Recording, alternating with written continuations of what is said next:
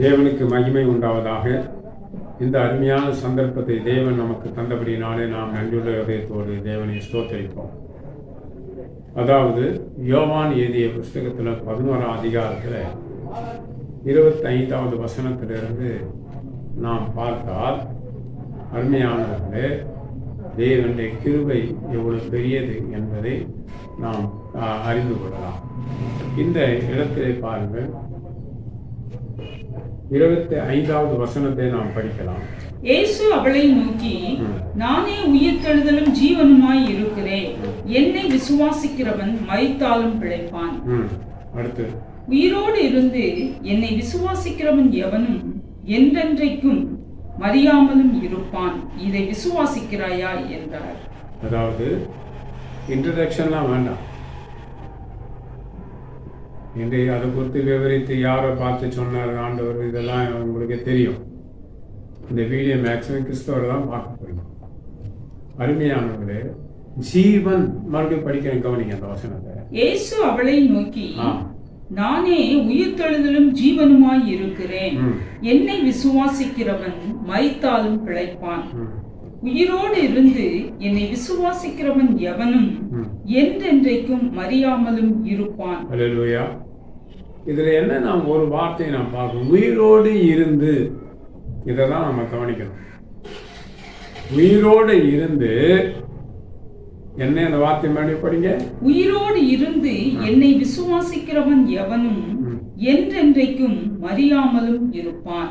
இதை விசுவாசிக்கிறாயா என்றார். இதுல என்னன்னா, உயிரோடு இருந்து அவன் எத்தனை வருஷ காலம் இந்த பூமியில உயிரோடு இருக்கிறானோ அத்தனை வருஷ காலத்துக்கும் அவன் ஜீவன் உள்ளவனாய் வாழ்வான். நமக்கு ஜீவன் முக்கியம்.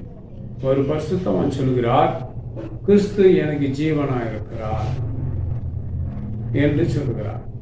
அருமையானவரை, இயேசுக்கு சொல்கிறார், நானே வழியும் சத்தியம் ஜீவனுமாய் இருக்கிறேன் என்று சொல்கிறார். ஜீவன் என்பது ஒரு மனிதனுக்கு முக்கியத்துவம் வாய்ந்தது. ஆண்களானால் பெண்களானால் சரீரப்புறமாக ஜீவன் எங்க இருக்கிறது பலருக்கு தெரியாது. சிலர் என்ன சொல்வாரு, பார்த்தீங்களா, உடம்புல ரத்தமெல்லாம் போயிடுச்சுங்க, அதாங்க உயிர் போயிடுச்சு. அப்ப ஜீவன் எங்க இருக்கு? ரத்தத்துக்குள்ளே இருக்கிறது. ரத்தமெல்லாம் போன அப்புறம் மனுஷனுக்கு சரீரம் செயலற்று போகும். அப்ப ஜீவன் எங்கே இருக்கின்றா? ரத்தத்துக்குள்ளே இருக்கிறது.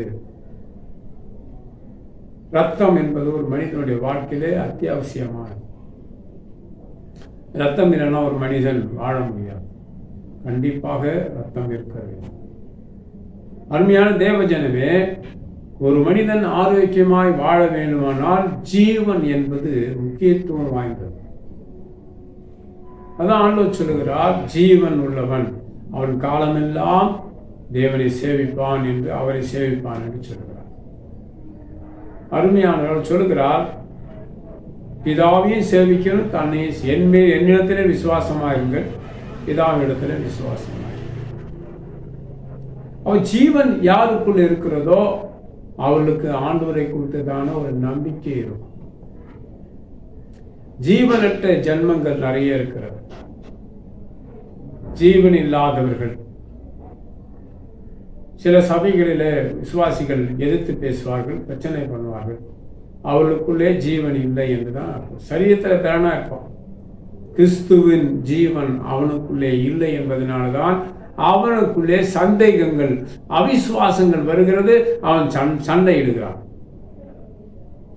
நிறைய கிறிஸ்தவர் இருக்கிறார், அவளுக்குள்ள ஜீவன் இல்லை. எந்த ஜீவன் இல்லை?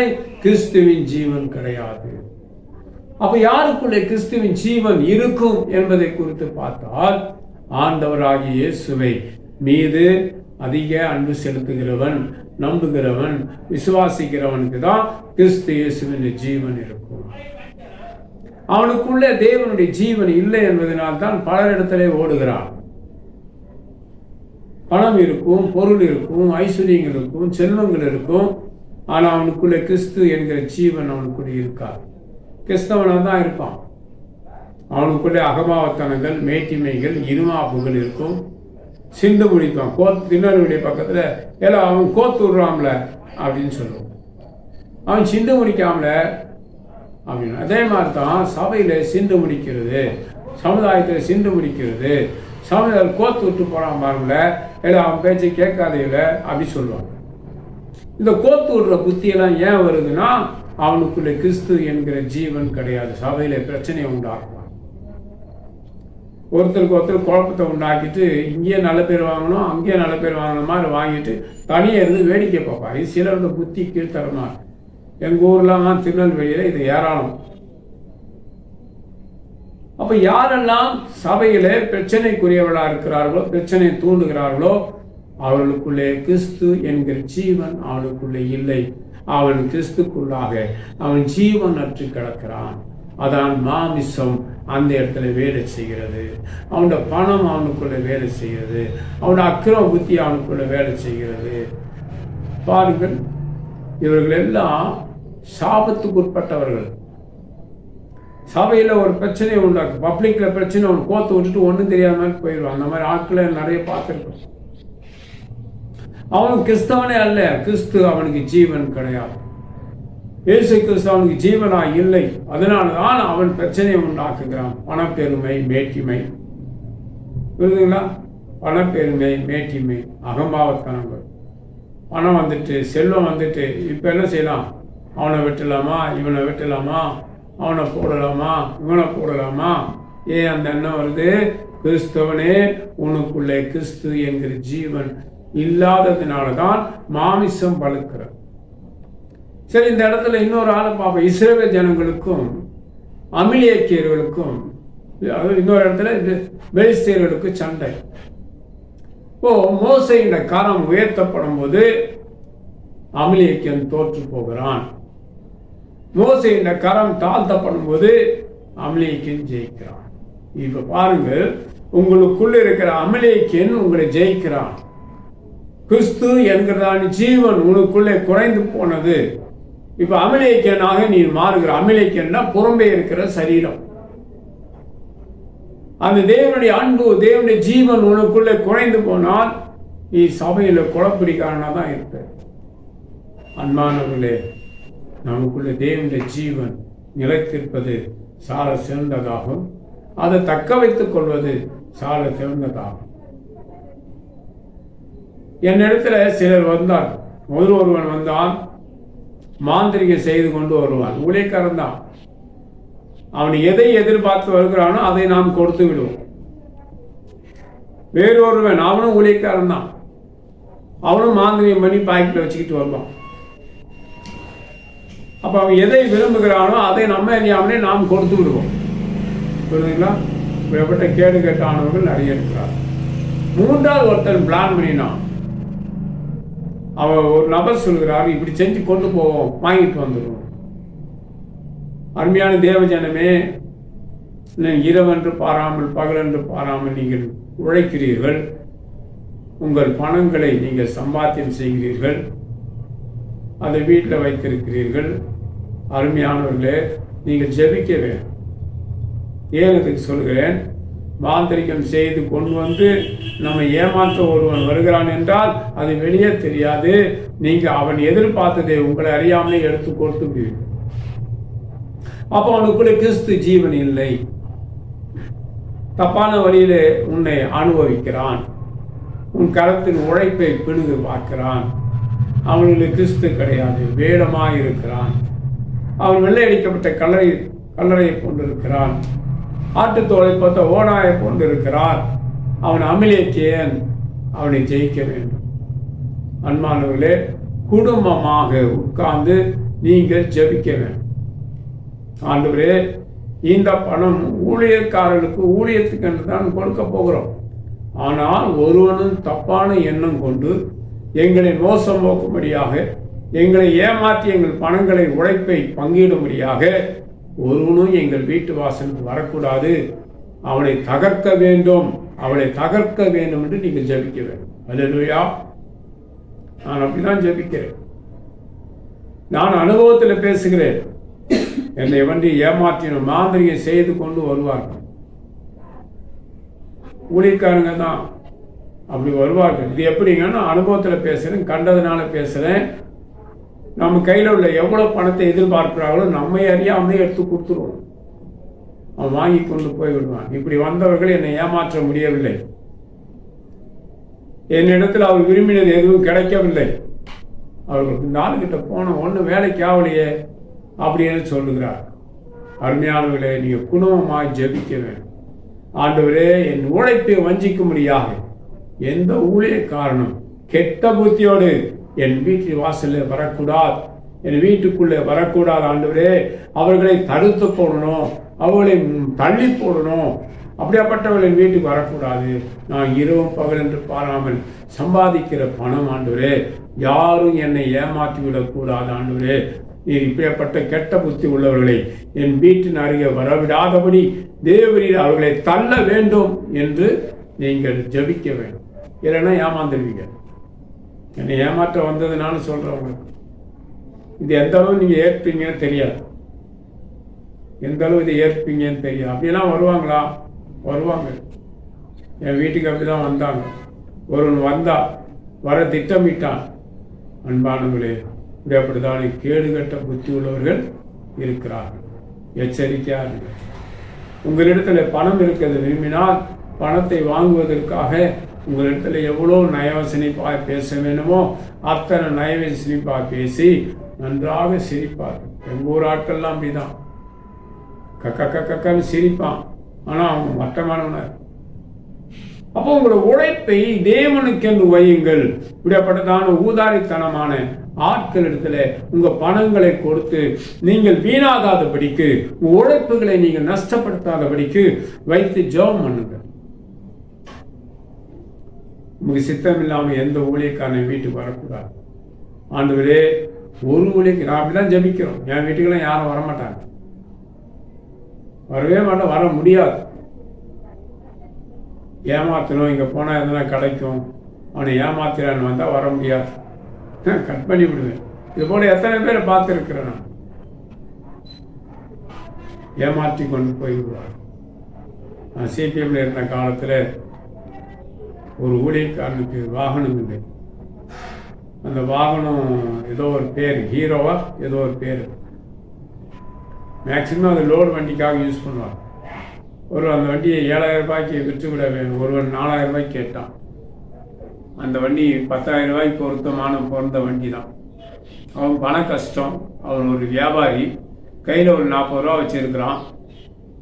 இது அவன் கேட்கறது ஒரு 7000 கேட்குறான். அந்த 7000த்துக்கு கொடுத்தா 47,000 ஆச்சுது. இதை வைத்து ஒரு வியாபாரம் துவங்கலாம். அவன் திட்டம், அவனுக்கு என்ன வியாபாரம் துவங்கலான்னு அவனுக்கு தான் தெரியும். அவர் என்கிட்ட சொன்னா, ஐயா அந்த வண்டியை 3000 4000 கேட்குறாங்க ஐயா. சரி, எவ்வளோ எதிர்பார்க்குறீங்க? 7000 நான் தரேன். 7000 அவர் கொடுத்துக்கிட்டார். கொடுத்து அந்த வண்டி எனக்கல்ல, இன்னொரு ஊழியக்காருக்கு வாங்கி கொடுத்தேன். அவர் வாங்கிட்டு போனார். வண்டி கண்டிஷனாக இருக்குது. அதோடு எனக்கு திரும்பி கூட பார்க்கவில்லை. அதை பற்றி எனக்கு கவலை இல்லை. ஆனால் நம்மை ஏமாற்றும்படியாக வருவார். இன்னொரு ஊழியக்காரன், ஐயா நான் தூரத்தில் வந்துட்டேன், இந்த இடத்துல நான் படுத்துக்கிறேன், படுங்க. 4 மணிக்கு நான் ஜபத்துக்கு போயிட்டு வர்றதுக்குள்ளே என்னோட வாட்சிக்கான். அந்த காலங்களிலே சீக்கிரம் போய் வாட்சி வாங்கி வைத்தேன். காயல்பட்டணம் என்று தூத்துக்குடி மாவட்டத்தில். அங்கே சென்றால் பானைக்குள்ளே போட்டு வைத்திருப்பார். தண்ணியில் எடுத்து துடைத்து இப்படி குலுக்கி கொடுத்து விடுவார். பெருசாக அதை யாருக்காயும் படித்தவர்களுக்கு படிக்கிறவர்களுக்கு கொடுப்பேன். அதை திருடி கொண்டு போய்விட்டார். அப்படி நான் மயப்படுவதா? அல்லேலூயா. இப்படி வந்து என் மேசையில் அவனை நம்பி வைத்து விட்டு இருந்த அந்த கடிகாரம், அந்த பையனுக்கு ஒரு எம்காம் பிகாம் எல்லாம் முடித்து ஃபஸ்ட் இயர் படித்து கொண்டிருக்கிறார். நாசிரத்து காலேஜில் ஃபஸ்ட் இயர் படித்து கொண்டிருக்கிறான். அவனுக்கு இந்த சீக்கிர போய் வாட்சி, யார் நன்றாக படிக்கிறார்களோ, யார் ஒழுக்கமாக இருக்கிறார்களோ அவர்களுக்கு நல்ல செருப்பு வாங்கி கொடுத்து பழக்கம். அவருக்கு போடுவதற்கு நல்ல பேண்ட் ஷர்ட் வாங்கி கொடுத்து தைக்க சொல்லி தையக்கூடி நானே கொடுத்துருவேன். அருமையானவர்களே, இந்த ஊழியக்காரனை நம்பி விட்டுட்டு 4 மணிக்கு ஜபத்துக்கு போயிட்டு வரதுக்குள்ள ஒரு கடிகாரம், பழைய கடிகாரம் பாக்ஸாக இருக்குது, ஜப்பான்ல. அது ரொம்ப எனக்கு பிடிக்கும். அதை எடுத்துக்கொண்டு போய்விட்டார். இந்த சீக்கிரம் போய் வாட்சி மேசையில் வைத்திருந்தேன், அதை எடுத்துக்கொண்டு போய்விட்டான். இதுபோல திருடுகிறவர்களும் நல்லவர்களைப் போல ஊழியக்காரர்கள் வருவார். இதை நான் என்னோட அனுபவத்தில் பேசுகிறேன். அன்பான தேவ ஜனமே, தேவ சித்தம் இல்லாமல் எங்களை வஞ்சிக்கும்படியாக, எங்கள் பொருட்களின் பணங்களின் கொள்ளையிடும்படியாக ஒரு ஊழியக்காரி எங்கள் வீட்டுக்கு வரக்கூடாது ராஜா. அவர்களை தடுக்க வேண்டும், அவர்களை அப்புறப்படுத்த வேண்டும் என்று நீங்கள் ஜெபிக்க வேண்டும். இப்போ நான் சொல்லுகிறதுக்கு இதுக்கு என்ன வித்தியாசம்னா, இப்படிப்பட்ட ஊழியக்காரர்களுக்குள்ளே கிறிஸ்து ஜீவன் இல்லை. இயேசு கிறிஸ்து ஜீவனுள்ள அந்த அன்பு அவனுக்குள்ளே இருந்தால் அவன் இப்போதுக்கு திருட மாட்டான், ஏமாற்ற மாட்டான். திருடனுக்குள்ளே யாதொன்றையும் செய்யாதிருப்பாயா. அப்போ நமக்கு அப்படியேப்பட்ட ஆட்கள் இடத்துல நாம் எச்சரிக்கையாக இருக்க வேணும். யாரும் என் வீட்டில் வரக்கூடாது, என்னை ஏமாற்றி விடக்கூடாது, என்னை வஞ்சித்து விடக்கூடாது, என்னை மோசம் போக்கி விடக்கூடாது. ஆண்டவரே, பைபிள் எடுத்துக்கொண்டு வருகிறேன், தயவுசெய்து எங்கள் வீட்டுக்கு யாரையும் வரவிடாதீங்க ஆண்டவரே. அவன் கெட்ட எண்ணத்தோடு என் வீட்டுக்கு வந்தால் சேர்க்கான். சில ஊழியக்காரன் புருஷன் இருக்கும்போது வரமாட்டான், மனைவி இருக்கும்போது தான் வருவான். ஏன்னா பொம்பளைங்களை ஏமாத்தலாம் பார்த்தீங்களா? அப்படி கேடுகட்ட புத்தி உள்ளவர்கள் இருக்கிறார். நான் மனைவி இருந்தால் போக மாட்டேன். புருஷன் மனைவி 2 பேரும் ஒன்றா இருந்தால் தான் போவேன். பெண்ணு தனியாக இருக்கிற இடத்துல ஊழியக்காரன் போவோம். அப்படி அவங்க நெருங்கி பழகி இருந்தால் பரவாயில்ல. அவருக்கு நம்மளை தெரியும், அவர்களே நமக்கு தெரியும். அறியாத வீட்டில் பெண்ணு மட்டும் குடியிருக்கிற இடத்துல ஆண் போகக்கூடாது. நான் அப்படி செல்ல மாட்டேன். ஏதாவது ஒரு ஆதரவு இருந்தால் தான். இப்போ இப்படியாப்பட்ட கெட்ட புத்தி உள்ளவர்களுக்குள்ளே கிறிஸ்து என்பவர் ஜீவனாய் அவனுக்குள்ளே இல்லாதபடினால் தான் அவன் ஆத்மா குறுகி போயிருக்கிறது. நல்லவர்கள் தான், ஆனால் கெட்ட புத்தி உள்ளவர்கள். இயேசு கிறிஸ்து அவனுக்கு ஜீவன் இல்லை. இயேசு கிறிஸ்து அவனுக்கு ஜீவனாய் இல்லை. ஜீவனாய் இராததனால் தான் அவன் பொய்யுக்கு பிதாவுமாய் அலைந்து திரிகிறான். எச்சரிக்கையாகுங்கள். ஊழியக்காரனுக்கு இயேசு கிறிஸ்து ஜீவனாய் இல்லை. இல்லாதப்பட்டவர்கள் நிறைய இருக்கிறார். ஜீவனே இருக்காது, ஜீவனாய் இருக்காது. எனக்கு ஒரு ஊழியக்காரன் ரொம்ப டார்ச்சர் கொடுத்துட்டான். அங்கே பேய் ஆடுது, அங்கே போய் உட்கார்ந்து பண்ண. அந்த பேயினத்தை சொன்னேன், இவன் எனக்கு தொந்தரவு கொடுக்குறானே, என் பேரை கெடுக்கிறானே. உடனே அதை சொல்லிட்டு, அவன் கள்ள புத்தி உள்ளவன், நீ அவன் கூட பழகாதீங்க ஐயா, நீங்கள் இந்த பொம்பளையை விட்டுட்டு, இந்த அம்மா பாவம், நீ அவனுக்குள்ளே போயிரு அப்படின்ட்டு. ஒன்றா ஓட்டும். பேயாச்சே சும்மா விடுமா? ஹோ நேராக போய் அவனுக்குள்ளே போய் நுழைஞ்சிட்டு அவன் அங்கேருந்து உருண்டு வரான். அன்பானவர்களே, நான் இந்த விளையாட்டுலாம் செய்வேன். ஏனென்றால் நாம் தேவனுக்கு ஏற்றவர்களாக தெய்வ பிரமாணத்தின்படி வாழும்படியாக அர்ப்பணித்து வாழ்ந்து கொண்டிருக்கும் போது ஒருவன் நம்முடைய பெயரை கெடுப்பானால் அவனுக்குள்ளே கிறிஸ்து என்கிற ஜீவன் இல்லை. அதை நல்லா புரிஞ்சுக்கிறீங்க. அதனால தான் அவங்க பண்றாங்க. வெட்டிடுவேன், குத்துவேன், போட்டு தள்ளிடுவோம், ஆளை வச்சு போடுவோம், இவ்வளோ வச்சு போடுவோம். அன்பானவர்களே, இந்த கொலைபாதகம் போக்கு ஏன் உங்களுக்குள்ள வருகிறது? கிறிஸ்து என்கிற ஜீவன் உங்களுக்குள்ள இல்லை. பணம் இருக்குயா, உங்ககிட்ட குணம் இல்லையே. சாலமோன் பாப்பா சொல்லுவார், வாங்க பழகி பார்ப்போம், பிடிச்சிருந்தா நல்லா பழகுவோம், இல்லைன்னா இவர் அம்மா சொல்லும் இல்லையா, இன்னொரு அம்மா சொல்லும் ஒரு காமெடியில், ரிஜெக்ட் அப்படின்னும். அதே மாதிரி தான் சாலமோன் பாப்பாய சொல்ல, வாங்க எங்கள் வீட்டுக்கு, எங்கள் வீட்டில் 2 பிள்ளைங்க இருக்கிறாங்க, பழகி பார்ப்போம், பிடிச்சிருந்தா தொடர்ந்து பழகுவோம், இல்லைன்னா விட்டுருவோம். இது எதுக்கு சொல்லுகிறேன்? அருமையானவர்களே, பழகி பாருங்க, பிடிச்சிருந்தா பழகுங்க. நான் அப்படித்தான் வேகமாக பழகுவேன். அவர்களே ஆச்சரியப்படுவார்கள். வேகமாக பழகுவேன், அதே நேரத்தில் விவேகமாக பழகுவேன். அல்லேலூயா. வேகம் எவ்வளவு எண்ணத்தில் இருக்கிறதோ அதுக்கேற்றுக்கொண்டு விவேகம் இருக்கிறது. எனக்கு விவேகத்தோடு பழகிக்கொள்வேன். எந்த நேரத்தில் சிசர் வைப்பேன்னு தெரியாது. உடனே சவகாசத்தை டக்குன்னு கட் பண்ணிடுவேன். ஏன்? நான் பழகிற ஆட்கள் தரமுள்ளவர்களாக இருக்க வேண்டும். மற்றவங்களை ஏமாத்துகிற பிரமாணங்களை கைக்கொள்ளாதவரிடத்தில் நான் பழக மாட்டேன். அன்பானவர்களே, நிறைய இடத்துல போதகர்களுக்கு பிரமாணம் என்பதே தெரியாது. கண் போன போக்கிலே கால் போகலாமா, கால் போன போக்கிலே மனம் போகலாமா, மனம் போன போக்கிலே மனிதன் போகலாமா? இப்படித்தானே அலைந்து திரிகிறதான மனுஷர்கள், ஊழியக்காரர்களுக்காக தேவ ஜனங்களே இருக்கிறார். ஒரு விசுவாசி இப்படியே வருவார், நான் கஷ்டப்படுறேன் ஐயா, எங்கன்னா ஒரு வேலைக்கு போகலாமே, வேலைலாம் செய்ய முடியலைங்க ஐயா, கொடுப்போம். கடைசியில் அவர் வியாதிப்பட்டு நடக்க முடியாமல் போயிட்டார். அன்பானவர்களே, யார் இருந்தாலும் உதவி செய்கிறது வழக்கம். ஆனால் இப்போ எனக்கு அந்த வசதி இல்லை, நான் யாரும் ஏமாற்றோ மோசம் போக்குறது கிடையாது. தேவ ஜனங்களை எச்சரிக்கையார்கள், உங்களுக்குள்ளே கொலபாதகங்கள் வராதிருப்பதாக. அவளை போட்டுடலாம், இவங்களை போட்டுடலாம், இந்த புத்தி ஏன் வருதுன்னா உங்களுக்குள்ள ஜீவன் இல்லை, தேவனுடைய ஜீவன் உங்களுக்குள்ளே இல்லை. அதனால புரிஞ்சிக்க முதல், தேவனுடைய ஜீவன் கிறிஸ்து உங்களுக்கு ஜீவனா இராதனால்தான் உன் கொலபாதகன் வருகிறது. ஆளை வச்சு போட்டுருவோம், ஆளை விட்டு போட்டுருவோம், அவனை போட்டுருவோம், இவங்களை போட்டுருவோம். இதாண்டா பேய் குணம். பணம் இருக்கு உன்னிடத்துல, குணம் இல்லை. பண கர்வத்தில் ஏதோ ஒன்றா பேசலாமா? பண கர்வத்தில் ஏதோ ஒன்றா பேசலாமா? அன்பான தேவஜனமே, கிறிஸ்தவனாய் வாழு, கிறிஸ்துவுக்குரியவனாய் வாழு, கிறிஸ்துவ உடையவனாய் வாழு, கிறிஸ்துவின் ஜீவன் உடையவனாய் வாழு. தேவன் நம்மோடு இருந்து நம்மை வழிநடத்துவார். தேவன் நம்மை கைவிட மாட்டார். புரிதுங்களா உங்களுக்கு? இன்னொரு விஷயம், மனைவி கொடுப்பாரு. சில நேரத்தில் மனைவிக்கு கிறிஸ்துவின் ஜீவன் இருக்காது, மனைவிக்கு கிறிஸ்துவின் ஜீவன் இருக்காது.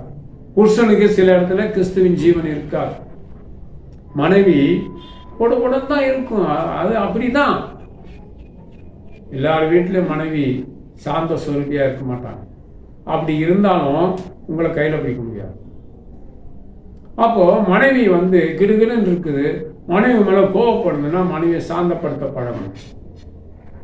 எரிய நெருப்புல எண்ணெய் ஊற்ற பார்க்கக்கூடாது. பார்த்துன்னா நீ தான் அவிஞ்சு போயிடுற. புருஷனே கொஞ்சம் கவனிச்சு கேளுயா. மனைவி கொடுன்னு இருக்கா, அவகிட்ட போய் எதாவது ராங்கு வார்த்தை போட்டுட்டேன்னா அவன் எரியிற நெருப்புல எண்ணெய் ஊற்றுன மாதிரி ஆகிடும். அதில் நீ தான் அவிஞ்சு போவிய ஒழிய அவனுக்கு ஒன்று இல்லை. அவன் சம்சாரம் மின்சாரமாக மாறி விடுவார். அவகிட்ட ஷாக் வாங்கினேன்னா எத்தனை ஆம்பளைங்க ஷாக் வாங்கி தெருவில் கிடக்காம பார்க்கணும். தண்ணி அடிச்சு போதே வீட்டுக்கே போக விற்பனையா. மனைவி கடிக்கிறா, அடிச்சா கடிக்கிறான்றான அந்த மாதிரி இருப்பான். அப்படி ஒரு கவிதை சொல்ல வேணும். நான் சொல்லட்டுங்களா? சினிமாக்காரர் சொல்லுகிறார், நிலவுக்கு என் மேல் என்னடி கோபம் நெருப்பாய் எரிகிறது, இந்த மலருக்கு என் மேல் என்னடி கோபம் தணலாய் மாறியது. அதுக்கு மேல நான் சொல்ல விரும்பல. இப்படி மனைவியை கவிதை பாடி கவிதையினால மனைவியை குஷிப்படுத்த விரும்புங்க. மனைவி அப்படிதான் இருக்கும். திடீர் 1000 வாட்ஸ் பவரா மாறிடும். சிலர்கள் லோ வோல்டேஜ் வாங்கிடும். அவங்கள சரியா டேலி பண்ணி கொண்டு போகும். என் மனைவி எதில் இருக்காங்க, புரியுதுங்களா? அன்பானவர்களே, சில மனைவிகள் இதெல்லாம் பெரிய விஷயம் இல்லை, குடும்ப பெண்களா இருப்பாங்க. சிலர் மின்சாரமா மாறுவாங்க, சிலர் எரிந்து நெருப்புல எண்ணெய் ஊற்றி, சில பக்கத்து வீட்டுல இருந்து வரும் எண்ணெய் ஊற்றிட்டு போயிடும். அதான் சொல்றேன், எல்லா பெண்கள் இடத்துலயே பழகக்கூடாது. ஏன் இந்த நிலவரம் வருகிறது? புருஷனுக்கு பொண்டாட்டிக்கு ஏன் சண்டை? ஒரு ஊழியக்காரன் இதில் ஒரு தீர்வு காண ஒரு சொல்யூஷனே ஒரு ஊழியக்காரனுக்கு சொல்ல தெரியல. அவர்களை 2 பேரையும் உட்கார வச்சு பேசி அவர்களை சமாதானப்படுத்த பிரித்து விடுறதுக்கு நிறைய பேர் இருக்கிறாங்க. நீங்கள் பிரதிஷ்டையில் இருக்குங்க. என்னையா பிரதிஷ்டை? புருஷன் பொண்டாட்டிக்குள்ள என்ன பிரதிஷ்டை வேணும்? முட்டாள். அப்படி சொல்லக்கூடாது. புருஷனை மனைவியும் வாழ வைக்க வேணும். கல்யாணத்துக்கு என்ன சொல்றாங்க? இன்பத்திலும் துன்பத்திலும் சுகவீனத்திலும் சுகத்திலும் எல்லாம் வாசிக்கிறோம்ல. இப்ப இன்பம் வந்தாச்சு, துன்பம் வரும்போது இந்த துன்பத்தை 2 பேரும் வாயாடி சண்டை போட்டுக்கிறாங்க. ஊழியக்காரன் போ, அவளுக்கு சமரசம் பேசணும். புருஷன் நாங்க எப்பவுமே ஜாக்கிரதையா இருக்கும். நிலம் என்றால் என்ன? மனைவி அமைதியானவர், அழகானவர். ஒரு பாட்டு இருக்கு, ஆண்டவரை பற்றி ஒரு பாட்டு. அழகானவர், அருமையானவர், இனிமையானவர். அப்படி மாத்துக்கோ. அருமையான என் மனைவியே, நீ அழகானவர், அருமையானவர், இனிமையானவர். அப்படி பாடி மனைவியை குஷிப்படுத்தணும். அதான் அந்த கவிஞர் சொல்லுகிறான், நிலவே என் மேலே என்னடி கோபம், நெருப்பா எரிகிறது, இந்த மலருக்கு என் மேலே என்ன கோபம், தணலாய் மாறி. அப்படி சொல்லி கவிதைகள்லாம் பாடி மனைவியை குஷிப்படுத்தி வச்சுக்கணும் ஐயா. அதே மாதிரி தான் மனைவியும் புருஷனை குஷிப்படுத்தி வாழ வைக்கணும். அப்படி ஒருவருக்கு ஒருவர் சமாதானம் பேசி இருக்கிறதுல சந்தோஷமா இருந்தாலே உங்க இல்லற வாழ்க்கை நல்லற வாழ்க்கையா இருக்கும். இல்லற வாழ்க்கை நல்லற வாழ்க்கையா இருக்கும். அருமையானவர்களே, நீங்கள் சந்தோஷமா இருந்து சரியா இருந்தால் உங்க பிள்ளைகள் சரியா இருப்பார். நீ மகன் இடத்துல போய் சிகரெட் வாங்கிட்டு வா, அதை வாங்கிட்டு வான்னு சொன்னா அவன் ஒரு காலத்தை அவன் வாங்கி அடிப்பான். அதனால தான் ஜாக்கிரதையா இருங்க. கிறிஸ்துவின் ஜீவன் நிறைய கிறிஸ்தவர்களுக்குள்ள இல்லை, நமக்குள்ள நிலைத்திருக்கட்டும். ஒருவரும் மோசம் போகாதபடிக்கு எச்சரிக்கையாருங்கள். சர்வவல்லமை தேவன் உங்களை ஆசீர்வதிப்பாராக. குடும்பத்தில் ஹஸ்பண்ட் ஒய்ஃப் ரொம்ப ஜாக்கிரதையா இருக்கணும். ஏன்னா தேவ மனுஷர்கள் உலகத்தில் எப்படியே இருப்பாங்க. இது ஒரு 4வது வீட்டில் போய் உட்காந்து கதை பாடும், அந்த எங்கன்னா கோட்டை அடிச்சு ஆனால் விழுந்து கிடப்பான். நாம் அப்படி கிடையாதுங்க. நாம் தேவ பிள்ளைகள். உங்களுக்கு என்ன கசப்பு இருக்கிறதா வந்துட்டா கசப்பை நீங்கள் தான் புறம்பாக்கணும். இயேசு கிறிஸ்து எனக்குள்ள ஜீவனா இல்லை, அதனால தான் எனக்கு கசப்பு வந்துக்கிட்டு.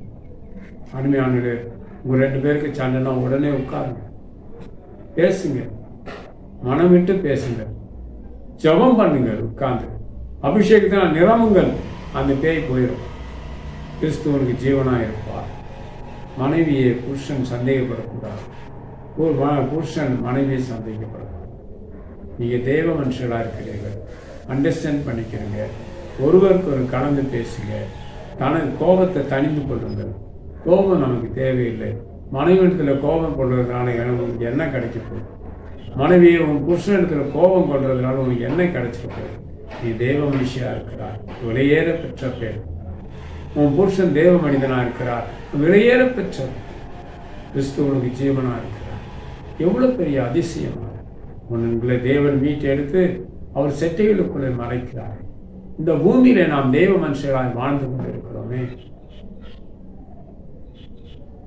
எல்லா பெண்களிடத்திலும் நாம் கலந்து வாழக்கூடாது. நான் எல்லா இடத்துலையும் கலந்து பேச மாட்டேன். அப்படியா? சரி சரி, பேசுவாங்க. உங்களுக்கு பேச விருப்பம் இல்லையா? அதை பற்றி எனக்கு கவலையே இல்லை. பழக விருப்பம் இல்லைங்களா? அதை பற்றி கவலைப்படவே மாட்டேன். எனக்கு தேவன், அவர் எனக்கு ஜீவனாக இருக்கிறார், அவர் எனக்கு போதும். என் தாயின் வயிற்றிலிருந்து வெளியேற்றியவர் அவர்தான், என்னை ஏந்தி கொண்டவர் அவர்தான், பலருடைய கண்களிலே தயவு கிடைக்க பண்ணி என்னை வளர்த்தவர் அவர்தான், ஊழியத்துக்கு அழைத்தவர் அவர்தான், என்னை அபிஷேகம் பண்ணி மறுரூபப்படுத்தினவரும் அவர்தான். அல்லேலூயா! அன்பானவர்களே, வாங்க பேசுங்க, வாங்க பழகி பார்ப்போம். பிடிச்சிருந்தா பழகும், இல்லைன்னா அதான் இயேசு கிறிஸ்து சொல்றார். என்னது இயேசு கிறிஸ்து என்ன சொல்றார்? யா, அவன் போயிட்டான், உனக்கு போக மனதா இருந்தா போ. அப்படிதான் ஏன் பாணி. பழகுங்கள், பேசுங்கள். விருப்பம் இல்லாவிட்டால் தள்ளி போங்க. யாரை குறித்தும் எதை குறித்தும் கலக்கம் இல்லப்பா, எல்லாவற்றாலும். அதான் பெர்க்மேன் சொல்றார், ஃபாதர். எதை குறித்தும் கலக்கம் இல்லப்பா, நீரே ஜீவனா இருக்கிற, எல்லாவற்றாலும் நிரப்புகிறவர் நீர், அதனால நான் கலக்கப்படைய மாட்டேன். இதுதான் தேவ ஜனங்களுக்குள்ள இருக்க வேண்டிய ஒரு சிந்தை. அருமையான தேவ ஜனமே, தேவன் நம்மை கைவிட மாட்டார். கிறிஸ்து நமக்குள்ள ஜீவனாய் இருக்கிறதை நாம் காத்துக்கொள்வோம். கடவுள் நம்மை ஆசீர்வதிப்பார், மேன்மைப்படுத்துவார். மனைவியே உன் புருஷனை நேசி, புருஷனே உன் மனைவியை நேசியுங்கள், பிள்ளைகளே உன் பெற்றோரை நேசியுங்கள். புருஷன் மனைவியை உன் பெற்றோரை நேசியுங்கள். உங்க அம்மா, உங்க அப்பா, மாமனார், மாமியார், வயது முதிர்ந்தவர்களாக இருக்கலாம், அவங்கள கவனிங்க. உங்களுக்கும் வரும். நீங்களும் முதுமைக்கு போவீர்கள். உங்கள் பிள்ளைகள் உங்களுக்கு கஞ்சி ஊற்ற மாட்டாங்க. ஒரு பொண்ணு சொன்னா, அம்மா உனக்கு வயசானா உன்னை வெளியே உட்கார வச்சு தான் சாப்பாடு போடுவேன், இந்த தட்டில் தான் சாப்பாடு கொடுப்பேன். அந்த பெண் சொன்னா, நான் அதுக்குள்ளே செத்து போயிருக்கேன், நான் வெளியே உட்கார வச்சு சாப்பாடு போடுவேன்னு சொல்கிறா, இந்த ஓட்டத்தட்டில் தான் உனக்கு சாப்பாடே போடுவேன்னு சொல்கிறான். நான் அது வேணும் உயிரோடு இருக்க மாட்டேன், அதுக்குள்ளே செத்து போயிருக்கேன். நான் சொன்னபடி அவர் செத்து போயிட்டான். அருமையானவர்களே, உங்களை நீங்கள் கவனிப்பது போல உங்கள் மாமனார் மாமியாரை கவனியுங்கள். உங்கள் மாமனார் மாமியாரும் பிள்ளைகள், கணவன் மனைவியாக இருக்கிறவங்க பிள்ளைகள பிரிவினை உண்டாக்காதீங்க. நீங்கள் தான் அட்ஜஸ்ட் பண்ணணும். கப்பல் கொஞ்சம் டீ குறைஞ்சாருன்னா காப்பி குறைஞ்சாங்க, கிடைச்சதே போதும், ஊற்றிக்க வேண்டியதானே. உங்கள் மாமனாரை கவனிங்க. உங்கள் பெற்றோரை கவனிக்கிறது போல உன் மாமனார் மாமியாரையும் கவனிங்க. 2 பேருக்கு சேர்த்து சொல்கிறேன்.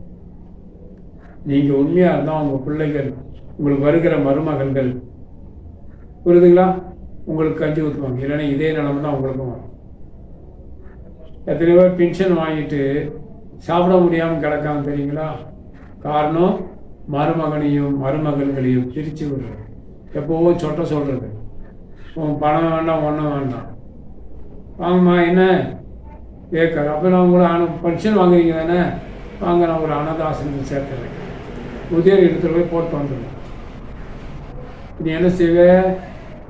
பேர பிள்ளைகளை பார்க்க முடியும். என்ன முதியோர் இடத்துல கொண்டு வந்து போட்டுட்டு போயிட்டாங்க. நீ ஒழுங்காக இருந்தால் தானே போட மாட்டாங்க. இங்கே அவங்களுக்குள்ள நுழைந்து நீங்கள் பிரச்சனையும் உண்டாக்கக்கூடாது. கணவன் மனைவி ஒருமித்து இருப்பாங்க. நீங்கள் உங்கள் வயசில் கணவன் மனைவி ஒருமித்து இருந்தீங்களே, யாரும் டிஸ்டர்ப் பண்ணாங்க, இந்த புத்தி தானே உங்கள் மருமகனும் மகனும் ஒன்றா இருக்கிறத நீங்கள் ஏன் டிஸ்டர்ப் பண்ணுறீங்க? சொல்லுங்கள். நீங்கள் தான் அட்ஜஸ்ட் பண்ணணும். அதனால் தெய்வ பிள்ளைகள் ஒன்றாக இருந்து வாழ பிரயாசப்படுங்க. ஒன்றாக இருந்து வாழணும். நல்ல குடும்ப செல்லாம் வாழணும். குடும்பத்தில் இருந்து ஜெபம் பண்ணுங்க, தேவனை ஆராதிங்க. கிறிஸ்துவின் ஜீவன் உங்களோடு கூட இருக்கும். உங்களை வழி நடத்தும் சர்வவல்லமை தேவன் உங்களை பாதுகாத்து பராமரிப்பாரா. Hallelujah. Praise the Lord. God bless you. இதே 11ஆம் அதிகாரத்தில், யோவான் 11ஆம் அதிகாரத்தில் 27 29 வசனம் வரை நாங்கள் படிக்க கேட்கலாம். அதற்கு அவள், ஆம் ஆண்டவரே, நீர் உலகத்தில் வருகிறவரான தேவகுமாரனாகிய கிறிஸ்து என்று நான் விசுவாசிக்கிறேன் என்றாள். இவைகளை சொன்ன பின்பு அவள் போய் தன் சகோதரியாகிய மரியாளை ரகசியமாய் அழைத்து, போதகர் வந்திருக்கிறார், உன்னை அழைக்கிறான் என்றாள். அவள் அதை கேட்டவுடனே சீக்கிரமாய் எழுந்து அவளிடத்தில் வந்தாள். இயேசு இன்னும் கிராமத்துக்குள் வராமல் மார்த்தாள் தம்மை சந்தித்த இடத்திலே இருந்தார். அவள் வரல, நகரத்துக்குள்ள வரல. மார்த்தாள் எங்க போய் சந்தித்தாலோ அதே இடத்துல ஆண்டவர் இருக்கிறார். அதுக்கு ஒரு காரணம் இருக்கு இல்லையா? ஆண்டவரை வர வைக்கணுங்க. உங்க குடும்பத்துல சமாதானம் வரணும், உங்க குடும்பத்துல சந்தோஷம் வரணும், உங்க குடும்பத்துல தெய்வ பிரசன்னம் வரணும். தெய்வனுடைய ஜீவன் உங்க குடும்பத்துக்குள்ள வந்தாதான் நீங்க சந்தோஷமா, நீங்க தான் வர வைக்கணும். நீங்க புஷ்பமடாட்டிக்குள்ள கடிச்சிக்கிட்டு கிடந்தீங்கன்னா ஆண்டோட சமூகம் எப்படி வரும்? தேவதூதர்கள் எப்படி வருவாங்க? ஆனால் தேவதூதர் வந்துட்டு போறதுன்னு உங்களுக்கு தெரியாது. எல்லாத்தையும் கண்காணிப்பாங்க. அவங்க வருவாங்கங்க, அவங்க உங்களை பார்க்க முடியாது, வந்து பார்த்துட்டு போவாங்க. அப்ப தேவ சமாதானம் நம்மை ஆளுகை செய்வதாக.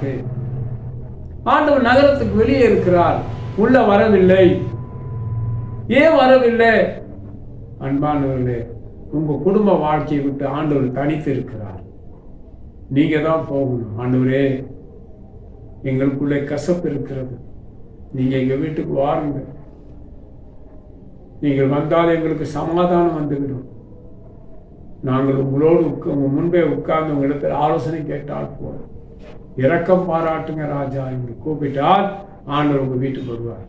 நீ சோறு போடணும், ரசம் வச்சு ஊற்றுமா அப்படின்லாம் கேட்க மாட்டார். வந்தா உனக்கு சமாதானம். ஆண்டவர் வர வைக்கிறோம், தேவ சமூகத்தை நான் வர வைக்கிறேன். தேவன் நம்மோடு குழந்தை வழிநடத்தும். அங்க நிற்கிறார் அவர். நாம் தான் கூப்பிடணும். நகரத்துக்கு வெளியே நிற்கிறார். அவருக்கு என்ன? அவருடைய ராஜ்யத்தின் சுவிசேஷத்தை எல்லாருக்கும் பரப்பணும். அவர் அங்கே நிற்கிறார். நாம தான் கூப்பிடணும். ஆண்டவரே, தேவனை துதித்து ஆராதித்து அந்த சத்தம் ஆண்டவர் செவியில கேட்டாலே போதும், வந்துடுவார். ஒரே வார்த்தை பேசணும். என்னது? ஒரு சின்ன சத்தம். ஜெயம் கொடுக்கும் தேவனுக்கு கோடி கோடி ஸ்தோத்திரம், வாழ்வழிக்கும் கிறிஸ்து இயேசு ராஜாவுக்கு வானாளெல்லாம் ஸ்தோத்திரம். அல்லேலூயா அல்லேலூயா பாடுவே. இந்த கோரஸ், இந்த மாதிரி கோரஸை பாடினா ஆண்டவர் சத்தம் செவியில கேட்ட உடனே அவர் ஓடி வந்துடுவார். என் பிள்ளை என்னை கூப்பிடுகிறார், துதிக்கிறார். ஏன்? அவர் துதியின் மத்தியிலே வாசம் பண்ண ஆசைப்படுகிற தெய்வம். அருமையான தேவ மனுஷர்களே, நீங்கள் தேவனை துதித்து பாடி சந்தோஷப்பட்டால் தேவன் அந்த இடத்துக்கு வந்து விடுவார். நாங்க 2 பேர் இருக்கிறோங்க, நாங்க துதிச்ச ஆண்டு வருவாரா? 2-3 பேர் எங்க கூடினாலும் அங்க இருப்பேன்னு சொல்கிறார். அவருடைய நாமம் தெரிவிக்கப்பட்ட ஜனங்கள் நீங்கள். ஆண்டவர் மேலே கசரியா தான் இருப்பார். நீங்க தான் பாடணும். ஜெயம் கொடுக்கும் தேவனுக்கு கோடி கோடி ஸ்தோத்திரம், எங்களுக்கு வாழ்வழிக்கும் இயேசு ராஜாவுக்கு வானால் எல்லாம் ஸ்தோத்திரம். உடனே ஆண்டவர் பார்ப்பாரு, நான் இங்க இருக்கிறேன், அங்க அவங்க துதிச்சு பாடுறாங்க. நானும் நகரத்துக்குள்ள போவான், அந்த வீட்டுக்குள்ள போவான், நேரம் உள்ள வந்துடுவார். உடனே நீங்க குஷியா இருக்கீங்க. அவர் வந்தவன்னு சொல்வார், மகனே மகளே உனக்கு சமாதானம் சொல்வார். நீங்க தேவனை துதிக்கிறது இல்லை, பாடுறதும் இல்லை, தேவனை ஆராதிக்கிறது எல்லாம், தேவ பிரசனை எப்படி உங்க வீட்டுக்குள்ள இருக்கும்? நீங்க தான் அதுக்கு காரணம். பொண்டாட்டியை கண்டவனும் புருஷனுக்கு 4 ஏக்கர் அளவில் புத்தி டேன் மாறுது. புருஷன் கண்டவன் சில மனைவிக்கு பிடிக்கல, வந்துட்டார். தேவ ஜனமே எச்சரிக்கையா இருங்க. எங்கேயா ஓட போற? மனைவியை விட்டுட்டு எங்க ஓடுவ? நாய் கடிக்கும்னே ஓ மனைவி கிட்ட. என்கிட்ட வந்தேன்னா நாயை விட்டு கடிக்க வச்சிருவோம். சுசுதான் வந்து குட்டிக்கும். சில நாய்களுக்கு பன் வாங்கி போட்டு கடிக்க வச்சிருவோம். அப்படிதான் நான் ஒரு ஊர்ல இருந்தேன். ஏன் மொட்டை தலையா நான் என்ன, இந்த நாய் உன்னை கடிக்கும்னு சொல்லிட்டேன். நல்லா தூங்கி இந்த நாய் எழுதி போய் தொடைய பிடிச்சி பிடிங்கிட்டு. அவங்க பிரதர், உங்க ஊழியக்காரு, இந்த நாய் கடிக்குன்னு சொல்லி வந்து தொடைய பிடிச்சி கடிச்சிட்டு வாங்க. 26 ஊசி அத்தான் டெய்லி போய் ஓடுது. உங்க பிரதராக தான் நாய் கடிச்சிட்டு. எங்க பிரதர் என்னையா செஞ்சாரு? நான் போனேன், மொட்டை தலையான்னு சொன்னேன், இந்த நாய் உன்னை கடிக்குன்னு சொன்னேன். தூங்கி இந்த நாய் வந்து என்னை கடிச்சிட்டு. இனிமே எங்க பிரதர் எப்படி பேசின, அவர் பேய் கூட பிடிக்கும் அவனுக்குன்ட்டான். பயந்து அதுலேருந்து என்னை கண்டாலே பயப்படுவான். அருமையான தேவ ஜனமே, எல்லாரும் ஒன்றாக குடும்பத்தில் சமாதானம், தேவனை துதிக்கணும். எப்போதும் தேவனை துதித்து கொண்டே இருக்கணும். அவன் தேவ பிள்ளைகள் அல்லவா, எப்போதும் துதிக்கணும். வேலை நேரத்தில் வேலை செய்யணும். வேலையை சட்டிப்பானை கழுவாம, துணியை துவைக்காம அங்கே போட்டுட்டு சோத்திரம் சோத்திரம் சோத்திரம்னா ஒன்று பேய் தான் பிடிக்கும். ஒரு ஊழியக்காரன் சொல்லியிருக்கிறான், அப்போவே இவனுக்கு பேய் பிடிச்சிட்டு. ஏன்னா பிரமாணங்களை கனம் பண்ணதுனால எனக்கு பேய் பிடிச்சிட்டா? அதான் முட்டா பயில, உனக்கு போக்கு இல்லை. ஆக்சுவலாக உன்னை வெளியே தள்ளணும். நீ எல்லாரையும் காரணம் காட்டிக்கிட்டு உட்காந்து மங்களம் ஆடிக்கிட்டு. 92 பத்ரோஸ் என்பவர் சென்ட்ரல் பாஸ்டா இருந்தார் நாகர்கோவில். தம்பி, முதுமையிலே பாவம் செய்தால் எழும்ப முடியாது. உன் இளமையிலே உனக்கு தப்பிதம் வந்து விட்டது. நீ போய் மேரேஜ் பண்ணி ஊழியம் செய்யலாம், தப்பு கிடையாது. அப்போ விஜி சாமி என்பவர் சீஃப் பாஸ்டா இருந்தார். அந்த ஊழியக்காரனை ஒரு இந்த சென்ட்ரல் பாஸ்கிட்ட சொல்லி, அப்பா அவனுக்கு உதவி செய்யும். புரியுதுங்களா? அவர் தான் இந்த அட்வைஸை கொடுத்தார். அருமையான தேவ ஜனமே, தேவனை சாருங்கள். அம்மா, நீ உன் போக்கில் போயிட்டு தேவனுடைய பிரமாணத்தை உதாசீனப்படுத்திட்டு நானா பேய் பிடிச்சினேன்? கூமுட்ட பயிர தேவனை நேசிக்கணும். இந்த தேவனுடைய வார்த்தை இல்லாமல் கட்டுக்கதைகளை நான் நேசிக்கிறவன் அல்ல. இந்த வேதம் உங்களுக்கு உபதேசம், இதுல இருக்கையா எனக்கு ஜீவனம் தருகிற வார்த்தை, இதைத்தான் நீ கனப்படுத்த. பெரிய பரிசுத்தவான் எங்கிருந்து வந்துட்ட? பெரிய பரிசுத்தவான் தேவனுடைய பிரமாணங்களை கை கொள்ளாதவன் பெரிய பரிசுத்தவான் அல்ல. இதை கனம் பண்ணுங்க. எனக்கா பேய் பிடிச்சிட்டு, உனக்கு தாண்டா பேய் பிடிச்சிட்டு, கல்யாணம் பண்ண மாட்டேன் பொம்பளை தழுவிட்டியே, நீ கேடு கட்டவன் இல்லை, நீ உத்தமனா இருந்தா போய் கல்யாணத்தை பண்ண, இல்லைன்னா விட்டுடு. அங்கேருந்து ஏன் பாவம் செய்கிற? நாட்டுக்கு தொங்கு, கருத்துக்குருவம் ஆகி பாவம் செய்கிறார். உன் ஆண்டவர் எப்படி மதிப்பார்? அதனால எச்சரிக்கையா இருங்கள். குடும்பஸ்தர்கள் ஒற்றுமையா இருங்கள். வேலை ஸ்தலத்தில் உண்மையா இருங்கள். அவனை கொண்டுடணும், இவனை கொண்டுடணும், அவனை போட்டுடணும், தலைகர்வனம் வைக்கக்கூடாது. பணம் இருந்தா அந்த பணத்தை தேவமைக்கா குடும்பத்துக்கு எல்லாம் சொத்து வாங்கி அந்த கர்வத்தில் பேசக்கூடாது. புரியுதுங்களா? நீ என்ன பேசினீன்னா உன் தலைக்கு இன்னொருத்தன் விலை பேசிடுவான். நானும் பார்த்துருக்கிறேன். அருமையானவர்களே, தேவன் நம்மோடு இருக்கிறார். அது போதும். அந்த ரவுடி மூத்தவனா, இந்த ரவுடி மூத்தவனா, எந்த ரவுடியும் பெரியவன் இல்லை. அவன் சாபத்துக்குரியவன், அவன் சாபத்துக்குரியவன். ஆனால் தான் ரவுடி தானத்தை பற்றி மேனியாக பேசுவான். நாம் ஜீவனுள்ள ஒரு தேசத்தை சேர்ந்தவர்கள், ஜீவனுள்ள தேவனை நம்பிக்கையாக இருக்கிறார். ஜீவனுள்ள இயேசு கிறிஸ்து நமக்கு ஜீவனாக இருக்கிறார். நாம் வாழ்வோம். சர்வவல்லமை தேவன் நம்மை ஆசீர்வதிப்பாராக. அருமையானவர்களே, ஒரு ஊழியக்காரர் சொல்லியிருக்கிறார். இவருக்கு பேசவே தெரியல யூடியூப்ல. உங்களுக்கு தைரியம் இருக்கா? ஊழியக்காரன் தானே, உங்களுக்கு தைரியம் இருக்கா? எனக்கு தைரியம் இருக்குயா. குடும்பத்தை ஒன்று சேர்க்கணும். சிலருக்கு விளக்கமாக்க தான் செய்யணும். புரியுதுங்களா? நான் எண்ணெய் காய்ச்சா ஊற்ற சொல்கிறேன், புத்தி முட்டுக்காக பேசுகிறேன். நீங்கள் ஒற்றுமையாக இருந்தால் ஏன் இதெல்லாம் வருது? எனக்கு தெரியும். ஒருத்தன் பேய்குளத்துக்கு பக்கத்தில், தூத்துக்குடி மாவட்டத்தில் பேய்குளத்துக்கு பக்கத்தில் மீரான் குளம் என்கிற ஒரு ஊர், அதில் நான் ஊழியம் செய்ய வந்தேன். எப்பவும் தண்ணி போட்டுட்டு வந்து அந்த மனைவியை போட்டு அடின்னு அடிப்பான். பிரதர், என் பொருட்சை குடிச்சிட்டு வந்து சாயங்காலம் வருதுனால பயமாக இருக்குது, அடியையும் அடிக்கான், என்ன செய்ய தெரியல. நான் சொல்லதை செய்வீங்களா? கண்டிப்பாக செய்வேன், சொல்லிடுங்க. எல்லாம் பதனி காய்ச்சின மட்டை எங்கே வச்சுருக்கீங்க? உள்ள 4 மட்டை இருக்குல்ல, எல்லாத்தையும் பதக்கிட்டு ஒரு மட்டை உங்கள் கையில் மட்டும் தான் இருக்கு. 3 மட்டை எங்கே இருந்து செய்யணும்? பதக்கிடணும். 1 மட்டை வசமாக உங்கள் கையில் வச்சுக்கணும். உள்ளே வந்து ஒன்று அடிக்காமனா, உள்ளே போனவொன்னே இன்னும் அடிக்காமனா தாப்பால் உள்ளே போட்டுட்டு மட்டையை வச்சு செம சாத்திடு. அடிக்கும் போதெல்லாம் ஐயோ என் புருஷன் என்ன கொல்றான், என்ன அடிக்கிறான் சத்தம் போட்டுட்டு அவனுக்கு வெளுத்துரு.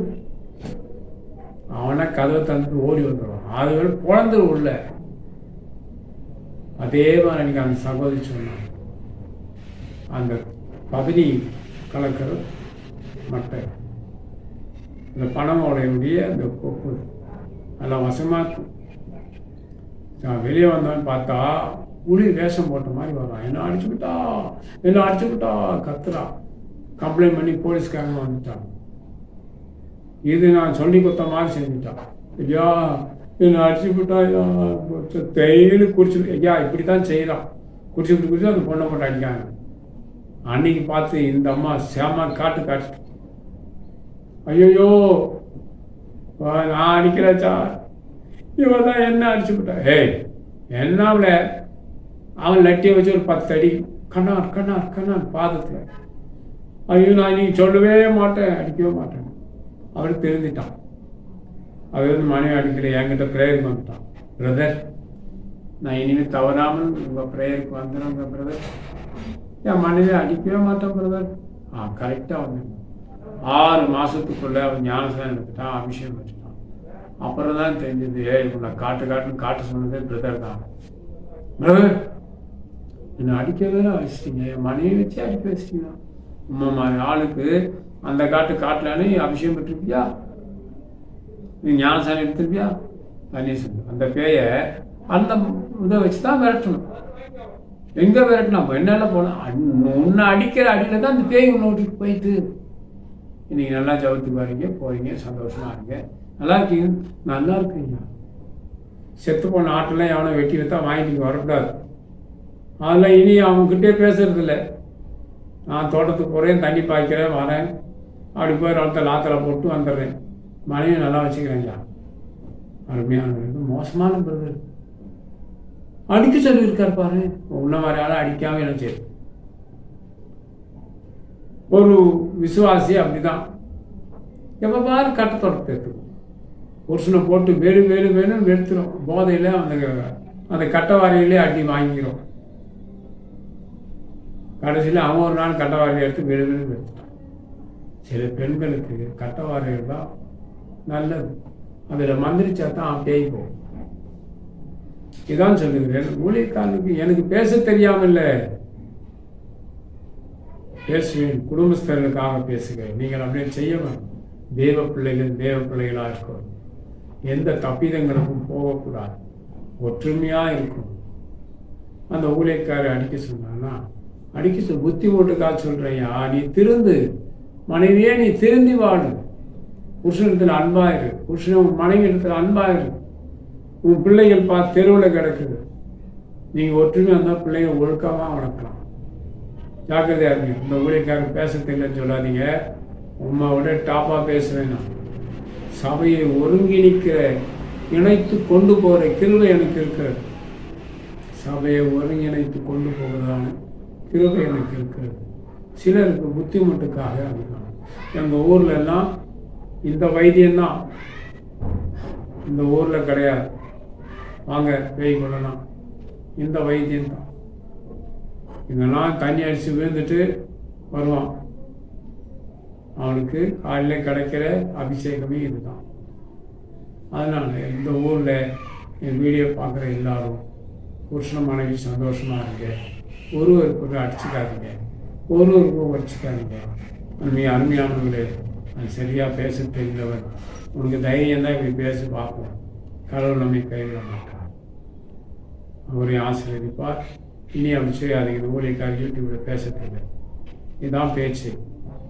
ஜாக்கிரதையாக இருங்க, இனி பேசாதீங்க. God bless you. ஜெபிக்கிறாங்களா? மகாபரிசுத்த தேவனின் அருமையான நல்ல நேரத்துக்காக ஸ்தோத்திரம். இந்த வார்த்தையை கேட்கப்படும் ஜனங்களுக்காக நன்றி செலுத்துகிறேன்.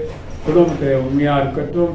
கிறிஸ்து என்பவரே, நீரே அவங்களுக்கு ஜீவனாக இருந்து அவர்களை வழிநடத்தியறணும், பாதுகாத்தரணும், பண்படுத்தியறணும். கெட்ட காரியங்கள், கெட்ட வேலைகள் உங்கள் மக்களுக்குள்ளே வராதபடிக்கு நீங்கள் எச்சரிக்கையாக இருங்கள், பாதுகாத்து கொள்ளுங்கள். தாழ்த்துறோம் இயேசு கிறிஸ்துவின் வல்லமையுள்ள நாமத்தில் பிதாவே. Amen. Praise the Lord. God bless you.